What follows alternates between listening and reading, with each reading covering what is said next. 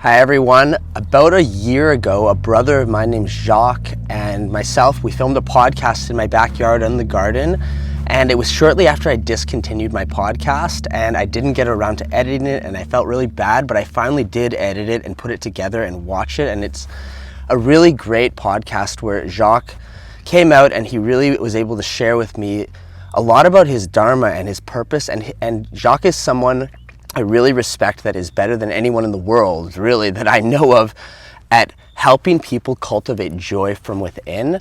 And so he shares about that process and that the importance of it. And we were able to explore some ideas around environment and how the importance of our environment in shaping our experience, and the importance of really curating and bringing awareness to what is influencing us and our judgments and how that can depress us. And we really go into a lot of this stuff, and Jacques' not just a scientist of where joy comes from, but he's someone who really pays attention to like a lot of the inner workings of how it actually works from a scientific perspective. Even though we don't go too deeply into that, it's a really interesting podcast, and I actually learned a lot in it, and he even helped me bring out some of my own ideas about living in joy. And it's probably one of the most important topics on the planet at the moment, just like how to really do this and not get depressed by the world, by each other, by our environments, and enliven ourselves without the use of substances, and just being able to cultivate that energy from within. And like I said, Jacques is one of the people that lives his ikigai, which we'll explain in the podcast, better than anyone I know. So I really hope you enjoy the podcast. This will be the most entertaining podcast episode featuring Brad Samuels ever to be found on the internet. That's correct. You're my most interesting guest so far, Jacques William Martiquet. Yes, William like a prince from Europe. So, how do I introduce you? Maybe you don't even need an introduction. I don't know. But from what I understand, you are the party scientist, and you've taken on a whole assortment of other avatars over the years. But you ignite human joy better than anyone I've ever seen, and I believe that's part of how you market yourself and present and just who you are, so it doesn't really matter. Yeah, I mean, I have the goal of partying 24/7, biohacking my way so that I don't have to sleep anymore, so I could just party all the time. And it's completely a scientific process. And sourced fully from within. It is so incredible to be here, Brad. For everyone listening, Brad and I met at Envision. That was one formative moment for me as the party scientist, and I was really coming into my full expression there. And since that initial meeting, you have been such a role model for me as a man, and there's few people that I look up to as very non-reactive and very evolved, and you are one of those humans, and one day I hope to sing Kirtan as well as you do. Wow, you're good. I feel good about that. I don't drive an hour and a half for very many people, sadly. Yeah, it only took a year, but you're here. I'm here. However, you have come up to show face, even though it wasn't a podcast in that year and a half. You came through. Right. Yeah. But today, the idea was to speak of, we had the correct wording was, what was it again? This topic we're going to develop is? Well, my reflection on life is that the biggest question is, how do we steadily raise our happiness day after day? Yeah, I just checked it. That's exactly what it was. Yeah. How do we raise our happiness day after day? Incrementally, with continuous improvement,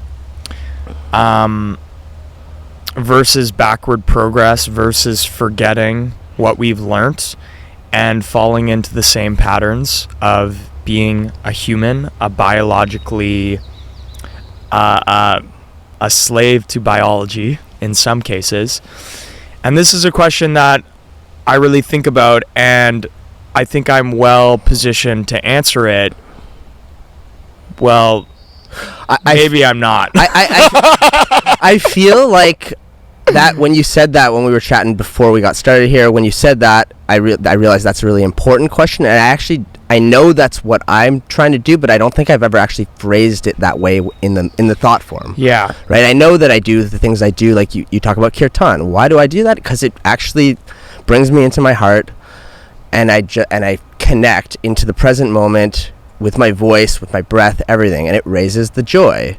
But I've never thought about that's the reason I'm doing it. It's just, I'm just like, I really like this. Yeah. This is really bringing me into presence is almost more how I would say it.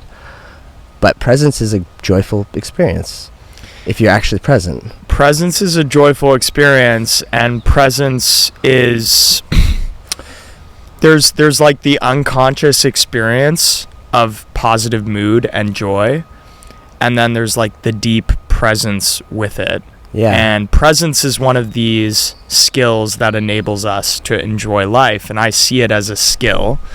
And sure, we can cultivate it directly through meditation retreats, or we can just do it automatically. Like if you're on a mountain bike or you're in a flow state because you're doing something very physically challenging, presence is almost automatic. Yeah. But I think what I'm interested in is how do we cultivate joy in our lives when we're not in an environment where it's terrifically easy to experience joy, when we're not around our best friends, when we're not at a festival, when we're not in an environment where everyone is happy and nothing is incentivizing us to self-sabotage, right? Like, and that's most of our life. Yeah. That is modern society, unless you're one of the smart individuals who have separated yourself from society and created a commune.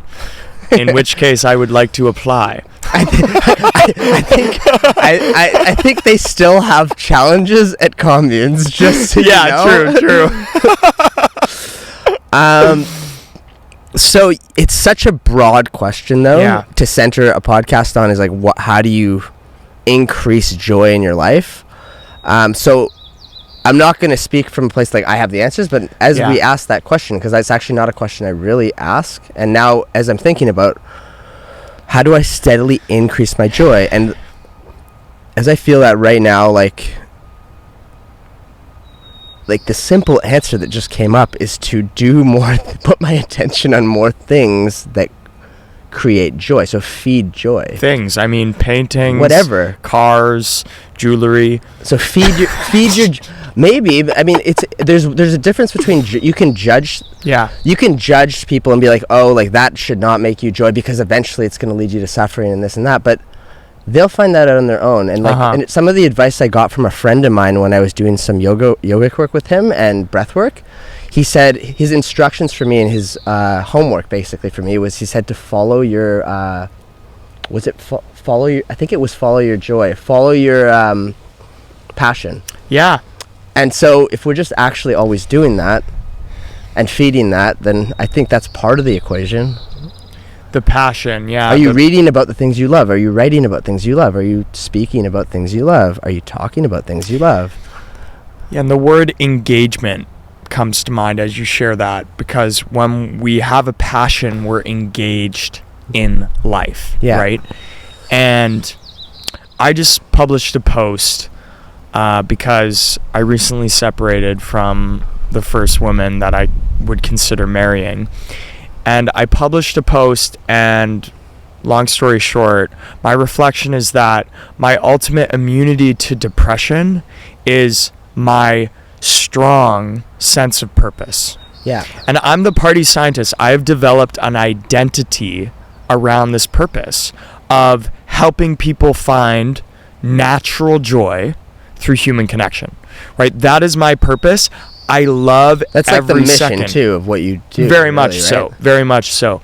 But I am so engaged. I'm eager to get to work, to produce events, to build communities, right? Like there's an eagerness in me to do it, and then there's an aliveness that comes with the work. And so I think this is one aspect of the question, like day by day, we are developing a purpose. We are developing work. I like that engages us, right? And we are forging our dream career. I'm not a career person, but I have forged my dream career. I lead opening ceremonies for conferences with a bunch of corporate people, and it's terrifically fun. And we can steadily forge that career day by day until there's no more work. We're retired, but we found our ikigai, right? Ikigai. You're familiar with ikigai? Yeah. Ikigai. Well, if anyone's not familiar with it, I believe it is when you're blending the... There's 4. Is it 4? So it's something you're deeply passionate, something deeply meaningful to you, something that's meaningful to you where you can use your natural gifts, something that is of service to humanity and the earth in some way that it's actually required for the development of the species, and something that at the highest end creates wealth. Yeah, that's right. Not just makes some money, but if you can create wealth with it as well, you combine this and you have found the ikigai, right? Yeah, that's perfectly well said. Now, the approach that a lot of humans take is work and then play. Yeah. And the play is not necessarily leading to the creation of one's dream career, right? The play is recreational. Yeah. And in the worst case, it's the pursuit of mere pleasure, right? It's just pleasure seeking, it's hedonism. And that is super healthy. Let's be real. Like, sex is healthy. In fact, there's lots of data on that. And about how healthy sex is? How healthy sex is. In fact, I'll share the stat from the research article that I just read. My girlfriend's going to like this one. So, now this is for men. So, if men cheat, sex is unhealthy. But when men have a monogamous partner and their risk of mortality decreases 38% for every extra 100 orgasms per year. So it's hugely significant for women. I'm not familiar with the data. The point is, most humans work and then they seek pleasure. Okay? Yeah. And that is not the steady increase in happiness because you still have to work, right? So just in this category of dream career, when you say work, does that mean you don't particularly love your work? No, you're working. You're a slave to a corporation, and you're not engaged. Most people are not engaged with their work. They're not looking forward to their work. They're not challenged. They may not have good relationships with their team members. If you love your team, very different situation, right? It's possible to be a janitor and love your team members and love your job, right? Yeah. What I'm saying is work that doesn't bring you joy, that you don't try to change when you're not working. So there's none of this attempt to create one's dream career and to find that ikigai. Instead, it's like having fun, seeking pleasure, and consuming life. And that's good too. We all need a little bit of that, right? So yeah, dream career is just one aspect of this thing. And like, even in the Buddhist tradition, like right livelihood is one of the pieces of the Eightfold Path, right? In the Eightfold Path, if you go to the basics of that whole Buddhist structure, it starts out, he acknowledges that life has suffering and challenge. But the path out is the Eightfold Path, and the Eightfold Path says, speak right speech, have the right livelihood, have the right intention, like that's how you get out of or reduce suffering. Yeah. So part of it is that having work that's meaningful, or doing the ikigai when it comes to your work. Yeah. Right? So that's actually, and it's really hard. It's really hard to do, and something I've had to work through myself, is bringing meaning to it. And it has to be authentic meaning. That's the thing. We can go in circles trying to make and justify why it's meaningful. And sometimes that can work, and maybe it does lead to something authentic. But you'll know it once you start to really do work that brings you into your heart. I find that you'll know what's truly authentic. Yeah. So I have an example that I want to share. Yeah. And it may nuance our conversation a little bit. Consider a programmer who develops video games.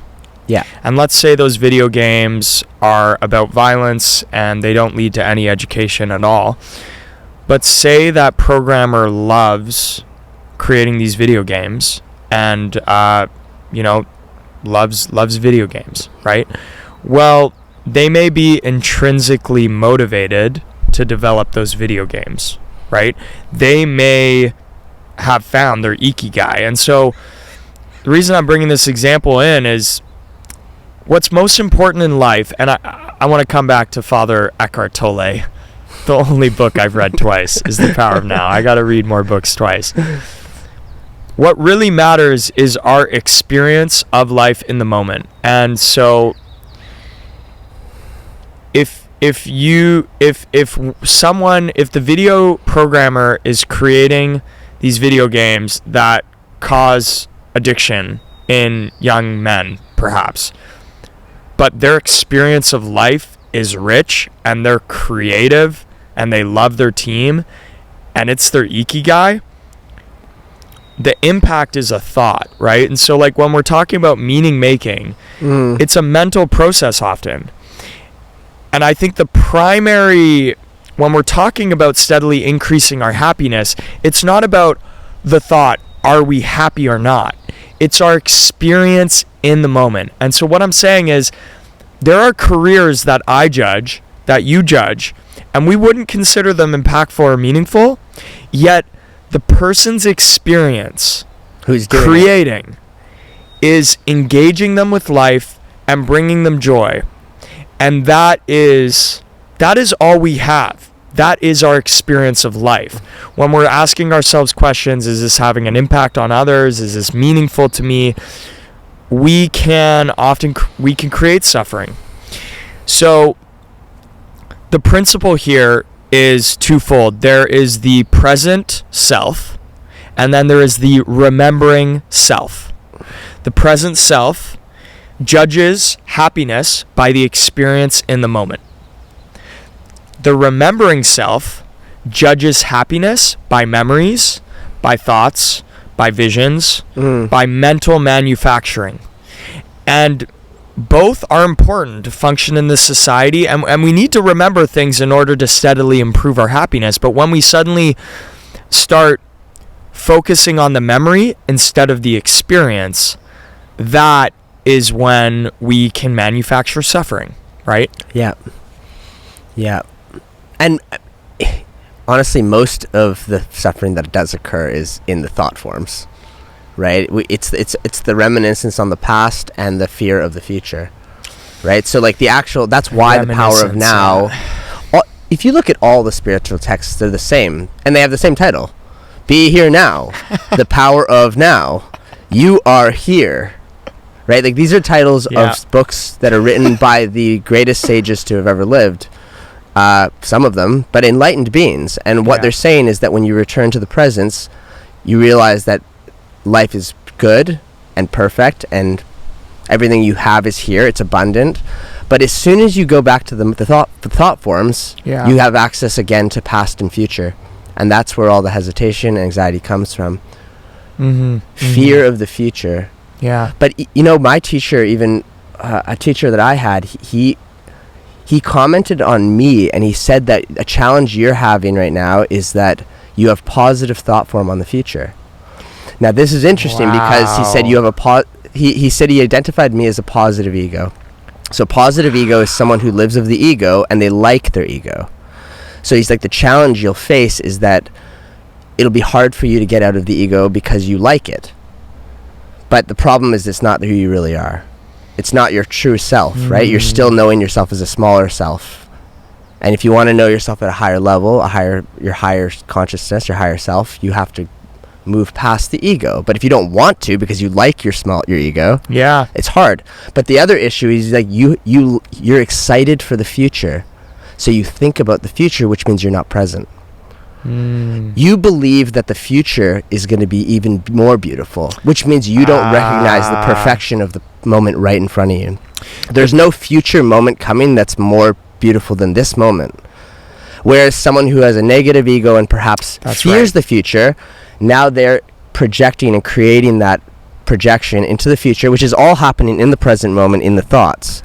Then it funnels through the body into the emotions, and now you're experiencing in the present moment the fear of something that's not real. It's not you don't know, there is no future that's coming. You have to make it up.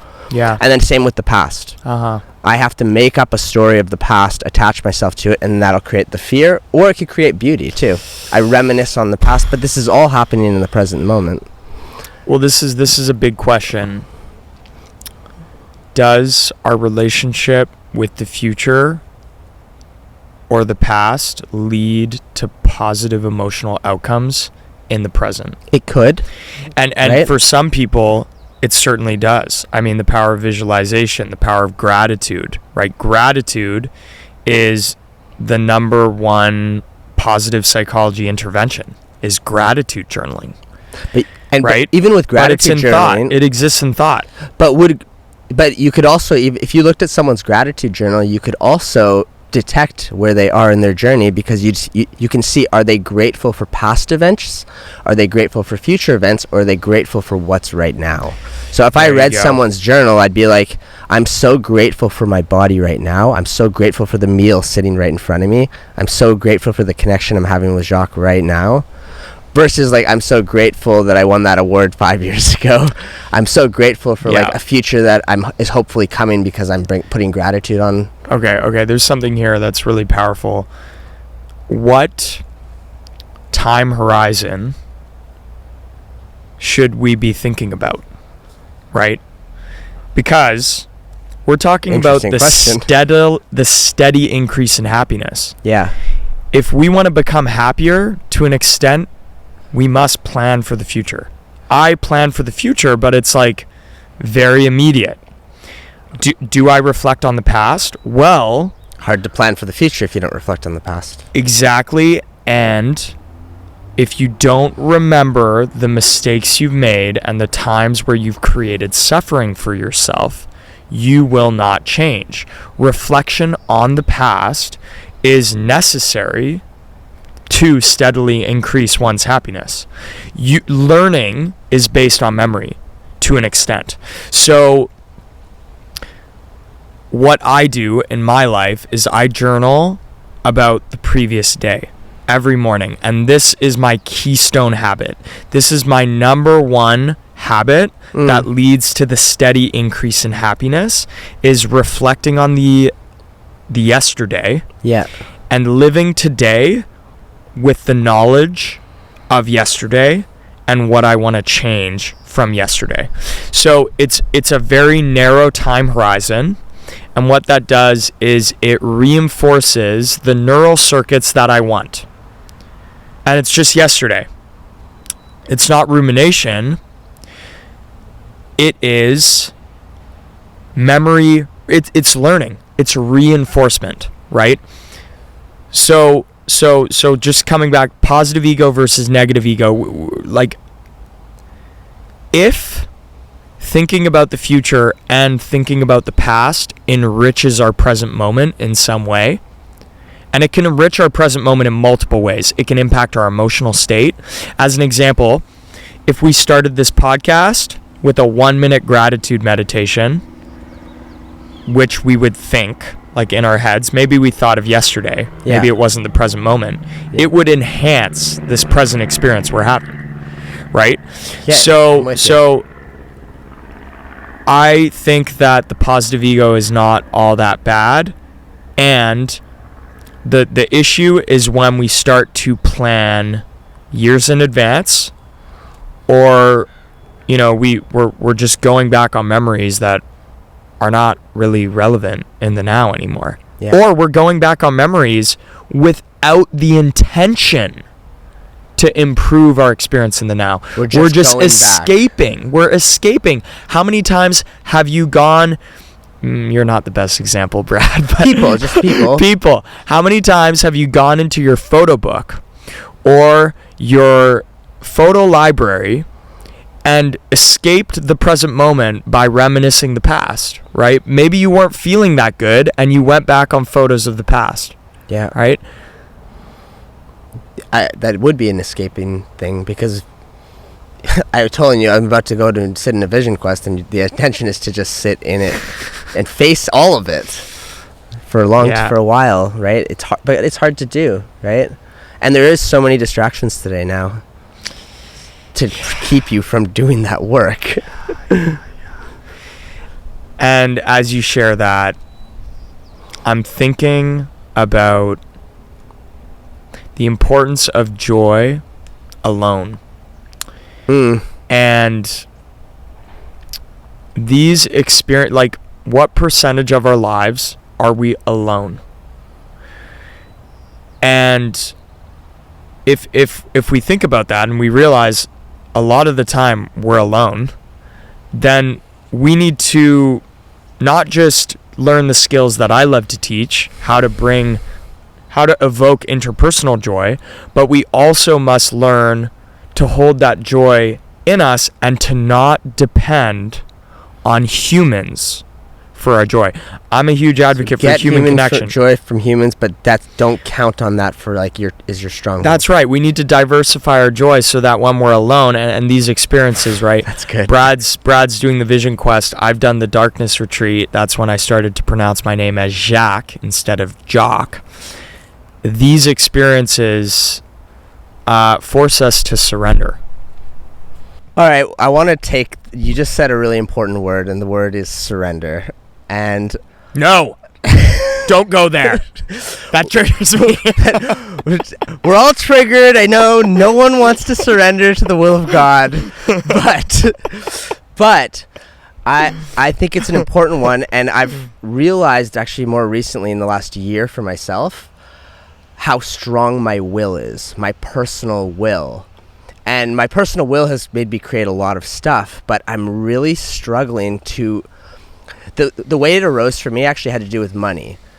I feel like I've made money in my life and I've done well with money, but I feel like I have to work hard for money, and I can't just trust my girlfriend's the opposite. She's like, I just surrender into the abundance that is life, and it works great for her. And I'm like, if I just surrender, everything's going to fall apart. And I have a resistance to the surrendering, and I think that's the case for so many of us. And I'm just starting to really learn this skill over the last 2-3 years to surrender and trust. And I think a lot of stress comes from trying to hold so much in life. Yeah. Right? As I've learned to surrender more in my life, it's like trust is almost like trust is increasing as I surrender more. So it's like almost my unwillingness to surrender is a statement of how little I trust that if I don't take control of this, it's going to fall apart. Yeah. Wow. Well said. Well, so I want to first just bring this word into the context of this conversation, because the opposite of surrender is resistance, and we know what it feels like to resist our present moment, right? Right. And that's why we distract ourselves from it? That's right. I mean, that's why there are billion-dollar machines and companies built on distracting us from our lives and from specifically the feeling of resistance to our life or our thoughts, our imagined life. Now, so what I'm saying is the experiencing self does not like it. Resistance is not what the experiencing self wants. And so in the context of this question, how do we steadily increase our happiness day by day? If we surrender more and more, we will have a better emotional state. The paradox is that planning for the future is a good thing. Planning for one's happiness is a good thing. If you surrender... Is this like an 80-20 thing then, maybe? Listen to this. If you surrender fully in this society, you will self-sabotage. You will be influenced by media. You'll be influenced by your peers. Because you're saying what you're surrendering into does not have your interest at heart. Yeah. Listen, if you just let everything go and try not to control your biology, the world is going to screw you up unless you live in a commune with vegetables and no vending machines, and there's a gym very close by and all your friends are ripped. Well, I finished reading that book, The Atomic Habits. Oh yeah, And essential. if I could take one thing away from that, because there's so many good points in it, but the biggest one is that long term, you become your environment. Yeah. Period. So you Social can do a lot. and physical. Yeah, you can do a lot of stuff to, and you can use your personal will. Yep. However, if I drop you off at the gym every morning, you become that environment. And that's just how it's going to go. Like you can resist it and be like, I'm not working out. I hate working out. I'm not working out. Someone who hates working out, but every morning they get dropped off there. They just eventually, maybe it's actually kind of cool. And you just become it. Yeah. You drop me off in the mountains, I'm going to know how to rock climb, mountain climb. Yeah. Yeah. So here's the question. Do we have control over our environment? Well, in some ways, yes. Canadians, we have a lot more freedom to like go and change environments. And even though sometimes it doesn't feel like you can just leave your life, you totally can. We have a lot of freedom. Yes, we really can control our environments. We can pick who we want to hang out with. We can pick with who we want to live with. We can but all this is only really possible once you've transcended the scarcity mindset. And that's a big lifelong journey. Can I change my environment? Yeah, of course I could. Yeah, and I would say when we've escaped fear of change, that's when we can start to change our environment in disruptive ways. Incremental changes to our environment, I would say, are possible even in a fear-based mindset. But the point I'm getting at is, you just said it. Long term, we become our environment. We adapt to the incentives in our environment. Yeah. Like social rewards. And that to me is surrender. If we do not apply control or will, we will become our environment. So it's almost you put you in the environment and then surrender to it. That's almost it. It's like you want to get rich. That's exactly right. You want to be rich? Go. Let's just drop you off at business communities and then surrender into all of that without resistance. That's right. They'll be talking net worth. They'll be talking KPIs. They'll be talking conversion ratios. Wealth is a unique category here because you mean money wealth, right? Money wealth. Money wealth, not emotional wealth. The whole question. Not real wealth. The true. And to an extent, like as I've traveled across the world, I've realized there's less of a relationship between financial wealth and emotional wealth than I thought.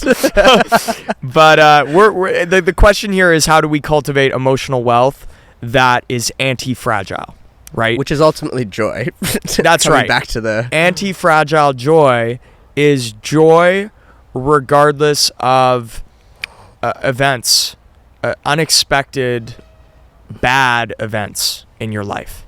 When you lose a relationship, when someone dies, when you crash your car, like when you break a finger. How do you keep that joy? That anti-fragile joy is what we're trying to cultivate day after day after day. But the financial wealth requires, in my world, it requires like a lot of control, a lot of masculine energy, a lot of force. Because sometimes I don't want to do what I want to do. Yeah. But I do it anyway and I get results, right? Right. Because we have an instinctual reptilian ape inside of us who genetically is lazy. I mean, this is just based on the large studies of evolutionary biology. Like, why is there an obesity pandemic?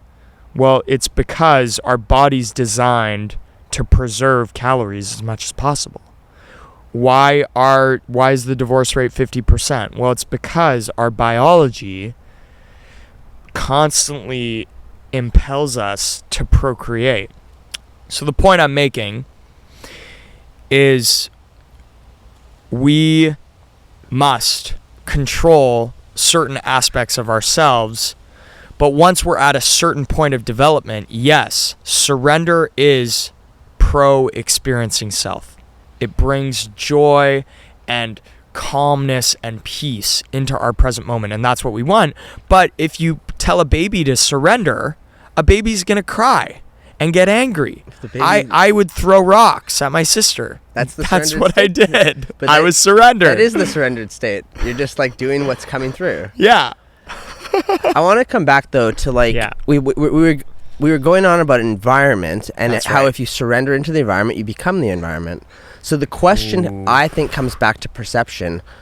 Is the world at a holistic full level peaceful and holistic, or is the world in chaos at the moment?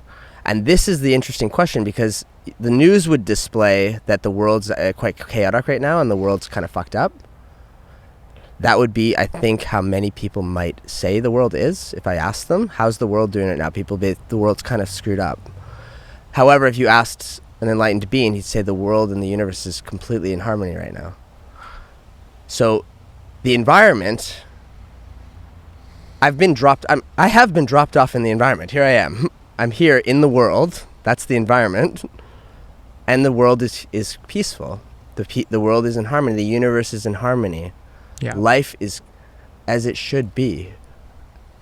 Life is as it should be, but most people are fighting that. It's like we've all been dropped off from different parts of the planet.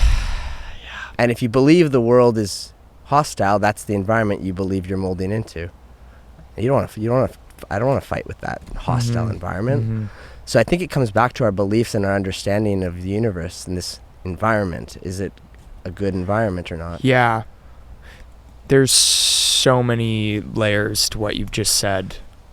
Well, if I asked you then, is the environment of our planet very good right now? Or I just want to share a few insights from what you've shared. Before we get into that, okay. So the first insight is when we imagine the world and we keep up to date with global events, it generally reduces people's joy in the moment. Let's just be real. Sure, yeah. So I am very much an advocate for local awareness, local civic engagement, but being aware of all the wars, that will destroy you. Being aware of global conflicts, that will destroy you. And it will cultivate a belief and perception of the human race and Earth that is pessimistic and negative. Yeah. So that's number one. Number two is the fact that we and you, if you are listening from British Columbia, Canada, we have been gifted this beautiful environment. It's not just geographically beautiful, but it's socially beautiful. It's easier in relative terms, you mean? Exactly. It's easier to be happy here than in another environment. Is that true? Is British are Canadians happier than other countries? Well, hell no. Oh, okay. For a variety of reasons. You're right. The extra layer here is our culture.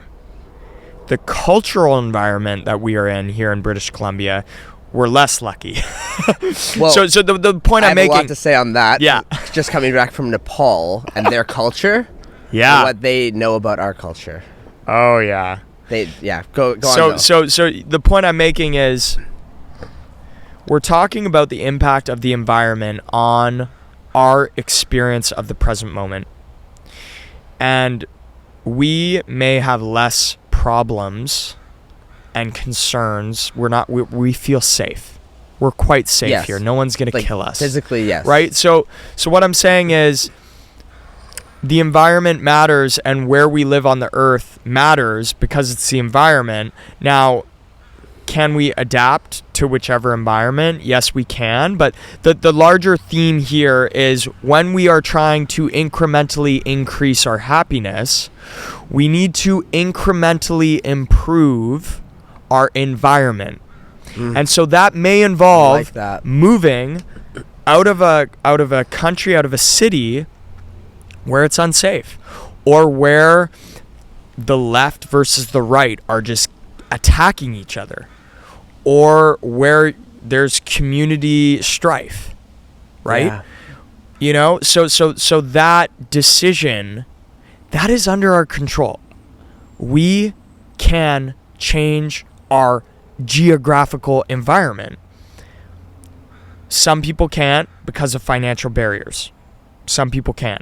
And for them, they develop the capacity to surrender, right? Sure. Yeah. But how this comes into our grand theory for steadily increasing our happiness is we have control over our environment, and the reason why we should control our environment is because the habit systems adapt to the environment.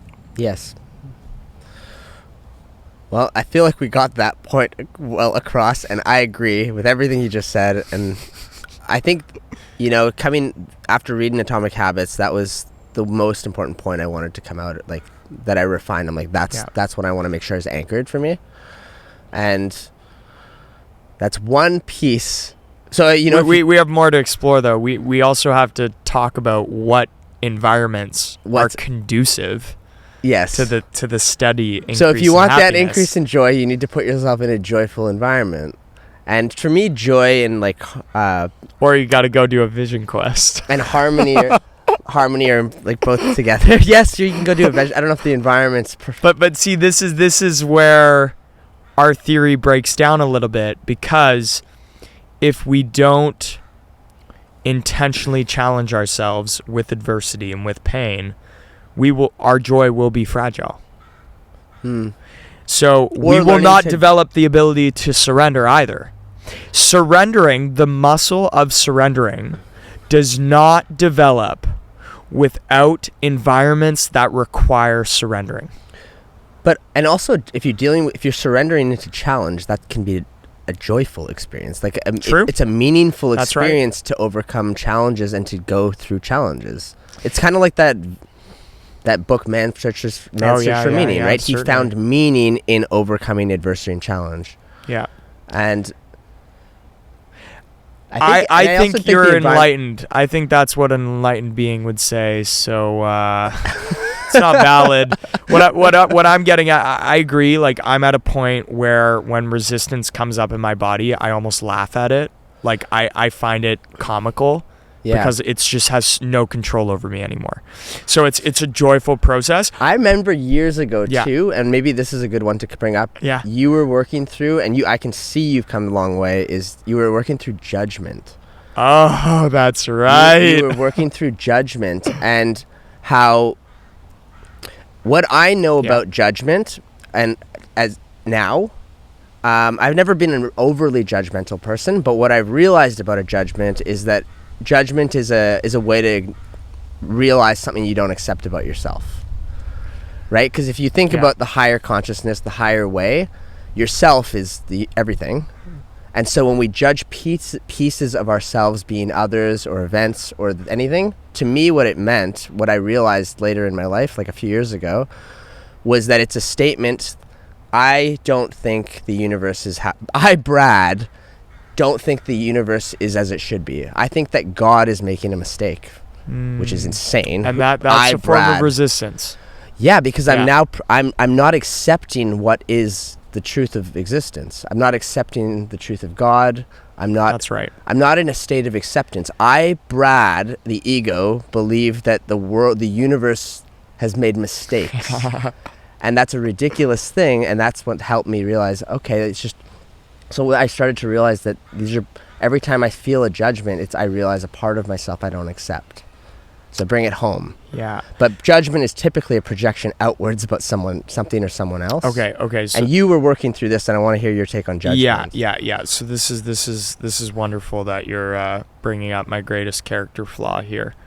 Just kidding. What was? No. So I actually published an article about this recently. And I'm going to tie in the insights from the article to this question: how do we shape our environment? How do we create an environment that's conducive to automatic anti-fragile joy?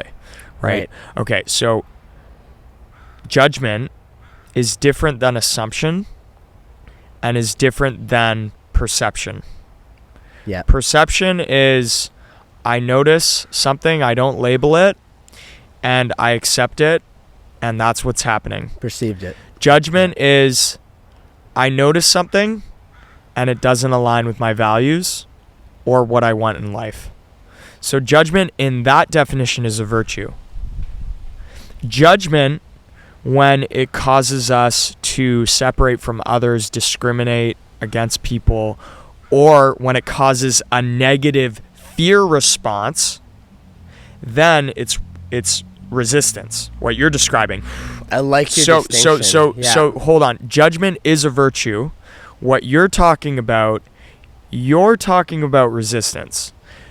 Judgment can be a pathway to resistance, but oftentimes judgment can steer us in the right direction toward a life with more joy. And so let's use an example. Do I judge people who drink alcohol?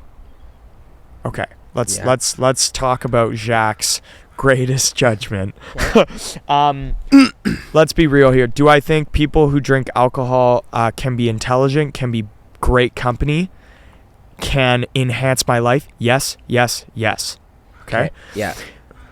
Is being around people who drink alcohol aligned with my highest values? No. Okay? Oftentimes, is it more than just the behavior of drinking alcohol? Is drinking alcohol just a proxy for a bunch of other behaviors? Yes. There's many other behaviors that comes with the decision to poison yourself, period. So it's not just alcohol. But the point is, when I notice people drinking, it reminds me of who my highest self is. It reminds me of what my values are. Yeah. And it helps me control my social environment so I'm around people who inspire me to do less self-sabotage. And in that case, it helps me steadily increase my joy. And when you speak of judgment in the way you just described it, what's the feeling you experience when the judgment is experiencing? Is it like what? Tell me more about the experience of judgment from that perspective. Yeah. Like develop that. That's right. So what you're getting at, Brad, is what is my present experience when that's happening? Because that is the experiencing self, and as we talked about earlier, that is what matters. That's our primary. That's the now. So what is it like? Well, it's. I just notice, and I'm like, oh, okay, cool. I accept that, and I put as much energy into something that I judge is not aligned with my future and goals. So it's not as charged anymore. No, it's not charged. It's perceptive. It's observational. Because if you simplify charge, there's positive and negative charge. Yeah. So if a severe judgment that's not too healthy is when you have a negative charge, right? So you see that, you see these guys, or I saw drinking, a giant and party. then you have a negative charge on you Great or example. themselves or I anyone. have a great story that I want to share to encapsulate that point. But what I was saying is that now you notice it, you witness it. It gives you insight to remind you of your values, which has either a neutral charge or even a positive charge potentially. Yeah. Oh, that reminds me why I don't drink. Oh, that's nice. I remember why. That's a very different experience than fuck those guys. You guys are poisoning yourself. I can't believe it. I can't believe people still do this. Now it's negative charge directed at them, but also now my body gets filled with the negative charge and I'm not harmonious at all. Yeah. So that's my main point I was trying to make, is that it sounds like you've come to a neutral charge and even potentially a positive charge, because now that judgment or assessment reminds you of what's important to you. Exactly. Very different experience. That is what I'm continuing to cultivate. What a great pattern to cultivate, right? This gratitude for the signals. Yeah. The signals in our lives that steer us back on track. I want to cultivate that more. So I think that is the test of judgment. Is our judgment of others, is our judgment of events and environments, are we feeling grateful for the intelligent signal from life to get back on track and develop the right habits, shape our environment, and then surrender to the environment, right? Yeah.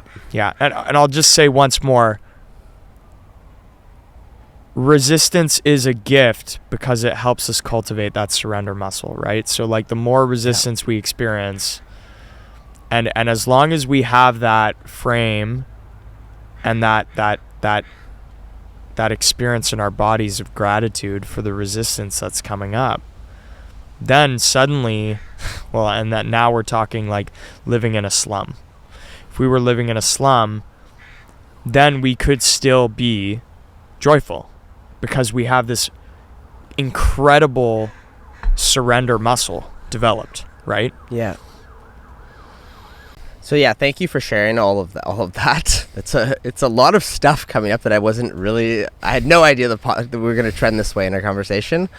And just to kind of close out the thoughts on judgment, what's becoming apparent too is ultimately when we have the negative charge type of judgment that's not actually useful in a way that's helping us, what happens is that negative charge that we direct or project towards someone else because we're judging them, that negative charge is stored in our body. They may not even know that they're being judged, right? So they might just be totally harmonious, and I'm just filling my body with this negative charge.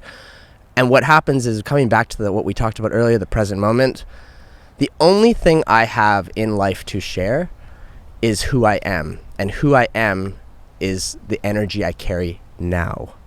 So if I'm in a state of judgment, I'm filled with negative energy or negative vibration or some kind of a lower vibration. That's what I can share with others. That's the only thing I can share with others is my energy. And my energy is now. And my energy can change in a moment. And that's something you prove with what you do. You start parties out of nowhere, and someone who might have been in a depressed state, within minutes, they could be in an absolute ecstatic state. But when they were in the depressed state, the only thing that they can share with their friends, family, colleagues, others, is their negative, depressed energy. But as soon as you go into a beautiful, harmonious energy, now that's what you can share. That's your gift to the world. But I think it's important to remember that it's the energy that we carry, that we share. And right now we're podcasting, and someone might watch this. Someone hopefully will watch it. And that's part of, whether they're aware of it or not aware of it, subconscious or conscious, what's the energy that these two people are carrying? Do I wish to listen to anything they have to say? Do I wish to embody any of the energy that they have? Have you judged us?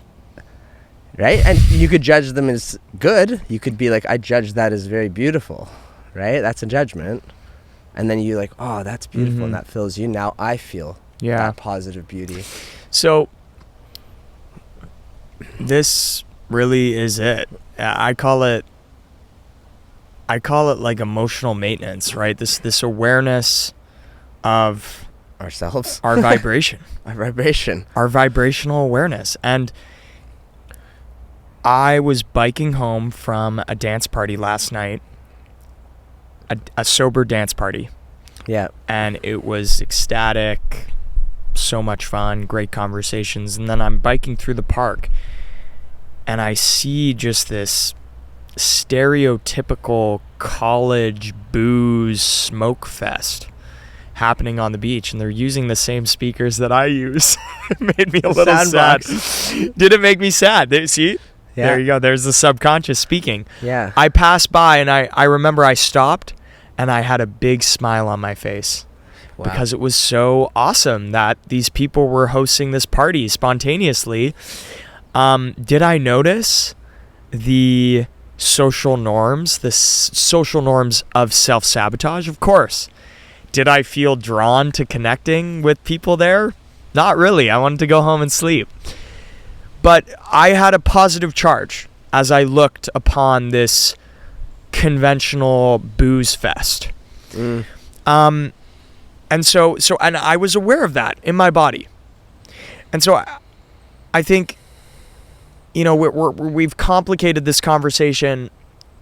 We've talked about changing our environment, dream career. Really what it comes down to is, are we aware of our vibration, and are we aware of how our physical environment is impacting our vibration, our social environment, yep, and our work is that affecting our vibration? So this skill of vibrational awareness, we can call it presence, we can call it embodiment, but that is the thing. That is the crux. It is the awareness of your vibration. So you mentioned earlier, I believe, while we were talking here on the podcast, kirtan. So kirtan is a vibrational prayer. Yeah. So you are singing vibrations coming from the root. The sound derives from Om. And you're changing your cellular vibration in present moment time, and you can change your vibration with this type of singing. Your physical cellular body changes based on it, because you're literally and you're moving it through you, but it's back to vibration. You're coming full presence to your vibration now. And that actually you can do regardless of where. I can do it anywhere. Yeah. You could throw me in the middle of a chaotic thing and I can sit down and meditate. You could have been in the middle of the booze fest. I could be in the middle of Base Coast, sit down in the middle of it and put my attention fully inwards on the sound that's coming through, and that's a high vibrational sound. Yeah. Om is a very full vibration, and you can just harmonize that all the way through regardless of the actual external environment, which there isn't really an external environment. There's just one environment. It's just one big thing. There's one reality, and it starts right here in the middle, in you, right? So that's even a challenge people have, like the external environment, the internal environment. There's just one environment right here. You're the center of the universe. Okay, enough enlightened talk here. But I want to say something. I wanted to comment just to vibration and how much I agree with what you're saying. Yeah. You're saying it comes down to your present moment vibration. Present moment vibration. And are there things that can affect that? That's right. So you just mentioned a great example of this freedom and this skill of changing our vibration, and that is possible. Yes. We have so much control over our physiology, and our past actions do as well. Right. So in fact, the past 10 years of how you've treated your body is going to impact your vibration. The environment you've been in for the last 5 years is going to impact your vibration. So there's two parts to it, right? There's what we do, what we plan for our future vibration. I plan to work out for my vibration today, but also my vibration 5 years down the road, right? So we can choose to control our vibration in the moment, and we can have our techniques, cognitive and somatic techniques for changing our vibration. But the goal is to not have to do that. Like it should be intuitive. It's just our automatic pattern. Our automatic pattern is anti-fragile, high vibration. I agree. It should be.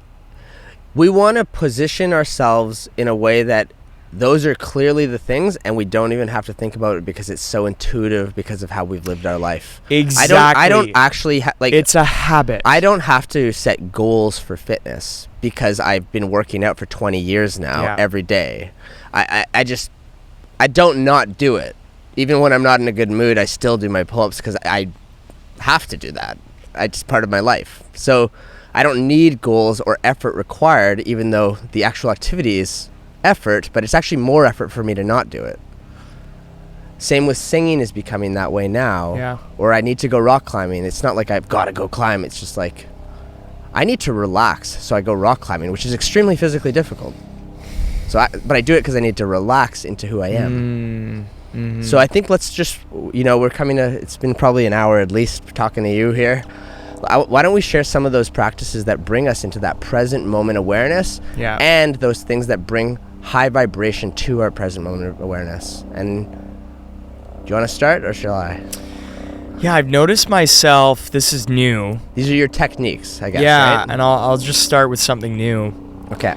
I've been pausing every hour in the day, and I do a physiological sigh, which looks like this. Yeah. And I'm doing it way more often throughout the day. And it's pretty much just basic. It's a way for me to get back into the parasympathetic relaxation response in my body. That's also a letting go technique. Yeah. In breath work, that's one of the techniques.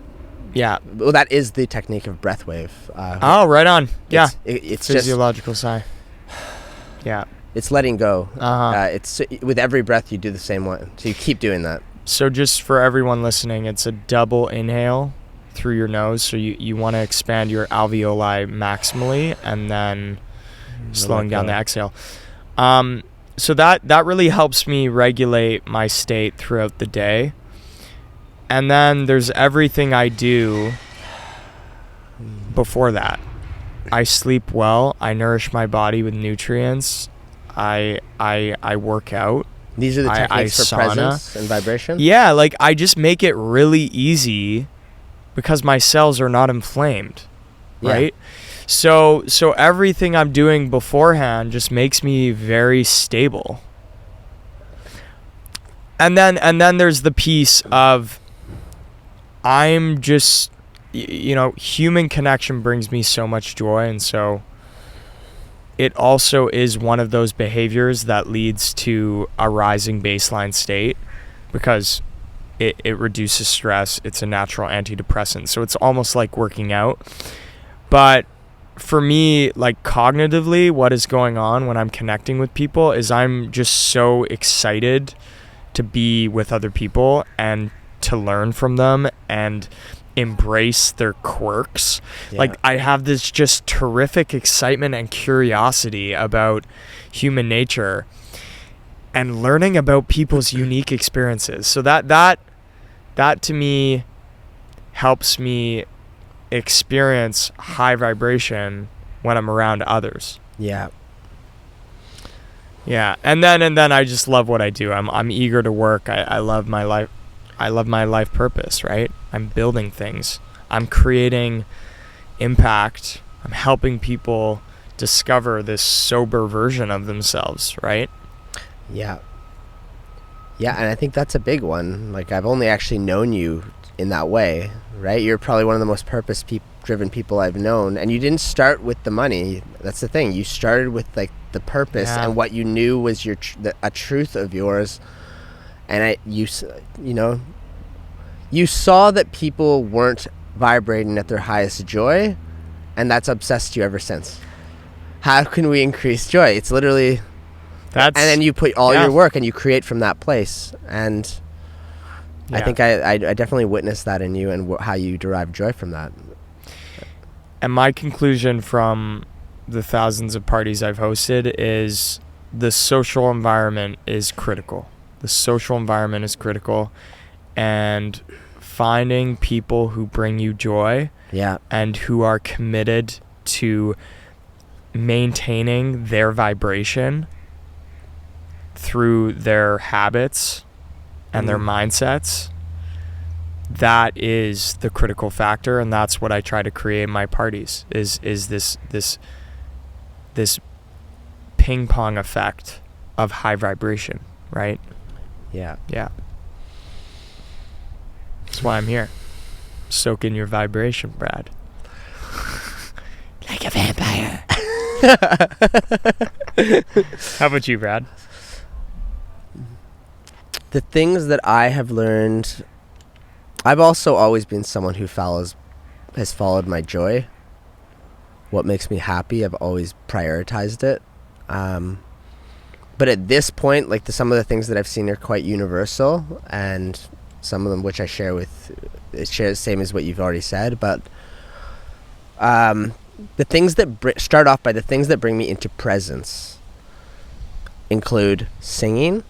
Yeah. And as I've gone down that path more, it's brought me to vibrational song like kirtan. But singing in general brings people into presence. Dancing brings people into presence. And as I've learned more about like a static dance, it's complete free flow without any consideration to how you look. Yep. That that's brought me into deep levels of presence and joy. Rock climbing also brings me into, when I'm being challenged at my limit, it brings me into full presence and flow state and joy. And then sex. So sex, probably more than any of them.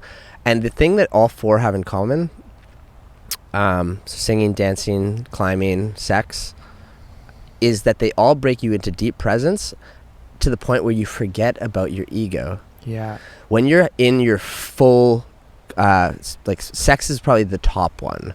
When you're in the present moment and engaged fully in your sex, there's an experience of union that happens, and the ego is entirely forgotten. You completely enter the animal body. Wow. There is no ego at that level, and that recurs through all of these things. When I'm singing in the most authentic way, there's no ego. When I'm dancing, there's no more thought about how I look and what anything, expectations. I'm in the vibration. The vibration of the music, if you're listening to high vibration music, you'll match that. That's ecstatic dance. The body will try and tune itself to that vibration. Ego is forgotten. So anything of the mind is going to be of past or future, and that isn't where you'll find your highest vibrations. That'll be mind activity, which can be useful if you know how to use the tool. Yeah. But it does pull you out of being in your heart. When you're fully present, you're in your heart more so. So there's a discrepancy, and that's a whole other podcast, I'd say, is that a mentor of mine, probably one of the most important people I ever met, actually, when I was just learning about medicine work, he said the biggest journey you'll ever make is from your mind to your heart.